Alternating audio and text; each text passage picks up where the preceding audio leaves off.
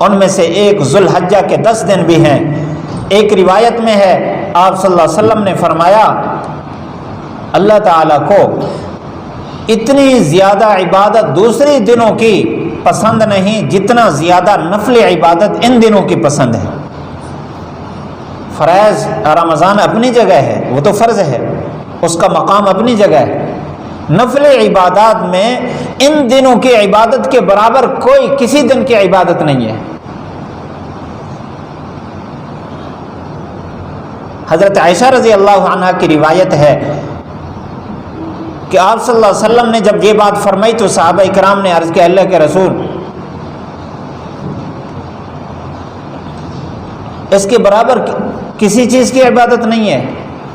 فرمایا ہاں، ایک آدمی ان دنوں کی عبادت کے برابر ہو سکتا ہے، وہ آدمی جو اپنی جان اور اپنا مال لے کر اللہ کے راستے میں جہاد کے لیے نکلے اور وہاں پھر اپنی جان بھی قربان کر دے، مال بھی قربان کر دے، نہ مال لے کر واپس ہے یا جان لے کر سب کچھ اللہ کے راستے میں قربان کر دے، وہ ان کے برابر ہو سکتا ہے۔ اتنا بڑا اجر۔ آپ صلی اللہ علیہ وسلم کا فرمان ہے کہ ایک دن کا روزہ ذوالحجہ کا، ایک دن کا روزہ، اس کا اجر کتنا ہے؟ ایک آدمی 100 غلام آزاد کرے۔ آپ کو پتہ ہے اللہ کے نبی صلی اللہ علیہ وسلم کا فرمان ہے، پہلے زمانے میں غلام ہوتے تھے، اب تو عالمی طور پر بین الاقوامی طور پر یہ معاہدہ ہے کہ کوئی قوم کسی قوم کو غلام نہیں بنائے گی۔ پہلے غلام ہوتے تھے۔ یہ دین اسلام نے آزادی کا ذہن دیا ہے، بڑی ترغیب دی ہے انسان کو آزاد رکھنے کی۔ ایک غلام آزاد کریں تو اللہ کے نبی کا فرمان ہے اللہ تعالیٰ اس کی پوری جان جہنم سے آزاد فرما دیتے ہیں۔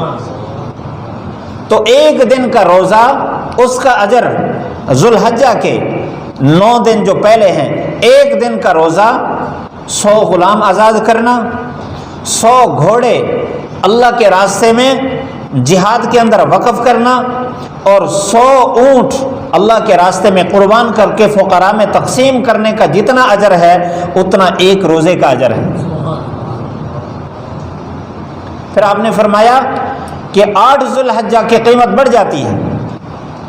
8 ذوالحجہ کا جو روزہ ہے وہ 200 غلام آزاد کرنا، 200 گھوڑے اللہ کے راستے میں جہاد میں دینا، اور 200 اونٹ اللہ کے راستے میں یوں قربان کر کے اس کا گوشت تقسیم کرنے کا جتنا اجر ہے، 8ویں ذوالحجہ کے روزے کا ثواب اتنا ہے۔ پھر آپ نے فرمایا کہ 9ویں ذوالحجہ کا جو روزہ ہے اس کی قیمت اور بڑھ جاتی ہے۔ 1000 غلام آزاد کرنا، 1000 گھوڑے اللہ کے راستے میں اور 1000 اونٹ ذبح کر کے فقراء میں تقسیم کرنے کے برابر اجر ہے 9 ذوالحجہ کا۔ اور ایک روایت میں ہے آپ صلی اللہ علیہ وسلم نے فرمایا کہ 9 ذوالحجہ کا جو ثواب، 9 ذوالحجہ کا جو روزہ ہے اس کا خاص اہتمام کرو، کیونکہ اس پر 2 سال کے گناہ معاف ہو جاتے ہیں، 2 سال کے۔ غفر لہ من سنتین متتابعین، 2 سال مسلسل جو گناہ ہیں دھل جاتے ہیں 9 ذوالحجہ کے روزے کے۔ اللہ تعالیٰ نے قرآن مجید میں ایک جگہ فرمایا وَوَاعَدْنَا مُوسَىٰ 30 لَيْلَةً وَأَتْمَمْنَاهَا بِعَشَرَةٍ فَتَمَّ مِيقَاتُ رَبِّهِ 40 لَيْلَةً۔ موسیٰ علیہ السلام کو جب قوم نے یہ کہا کہ اب تو ہم آزاد ہو چکے، فرعون سے وہ غرق ہو چکا، اب اللہ تعالیٰ سے کوئی پیغام تو لے آؤ جس کے مطابق ہم زندگی گزاریں۔ موسیٰ علیہ السلام طور پہاڑ پر گئے، اللہ کے حکم سے وہاں اعتکاف فرمایا 30 دن کا، 1 ذوالقعدہ سے 30 ذوالقعدہ تک۔ جب 30 دن پورے ہو گئے اللہ تعالیٰ نے فرمایا 10 دن اور بھی ان کے ساتھ ملاؤ، 40 دن پورے ہو گئے تو پھر اللہ تعالیٰ نے تورات عطا فرمائی۔ تو مفسرین نے لکھا ہے کہ یہ جو 10 دن ساتھ ملائے گئے ہیں اس سے ان 10 دنوں کی فضیلت ثابت ہوتی ہے کہ جو آدمی ان 10 دنوں میں عبادت کا اہتمام کرے اللہ کا وہ قرب ملتا ہے، تعلق ملتا ہے، جو اللہ تعالیٰ نے حضرت موسیٰ علیہ السلام کو عطا فرمایا، اس کی برکت سے بنی اسرائیل کو وہ قرب ملا ہے۔ تو ہم نے ان ایام کو قیمتی بنانا ہے، اور ایام کو قیمتی بنانے کا کم از کم درجہ یہ ہوتا ہے کہ ان ایام میں گناہوں سے بچ جائیں، گناہوں سے بچنے کا اہتمام کریں، اپنی زندگی سنت کے مطابق گزارنے کی کوشش کریں۔ تو عبادت صرف اس بات کا نام نہیں ہے کہ مسجد میں تسبیح لے کر بیٹھنا ہے، تلاوت کرنی ہے، نہیں، جو کام بھی ہم کر رہے ہیں، رات کو نوافل پڑھیں اور دن کو روزہ بھی رکھیں۔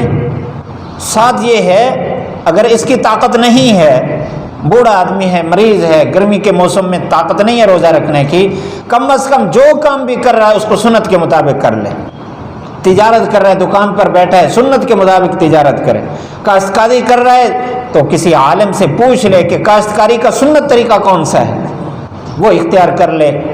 اگر گھر میں بچوں کے ساتھ بیٹھا ہے تو سنت سمجھ کر کہ حضور صلی اللہ علیہ وسلم نے حضرت حسنین رضی اللہ عنہما کو چوما، سینے سے لگایا، سونگا، پیار فرمایا، میں تو آپ صلی اللہ علیہ وسلم کی اتباع میں ایسا کر رہا ہوں۔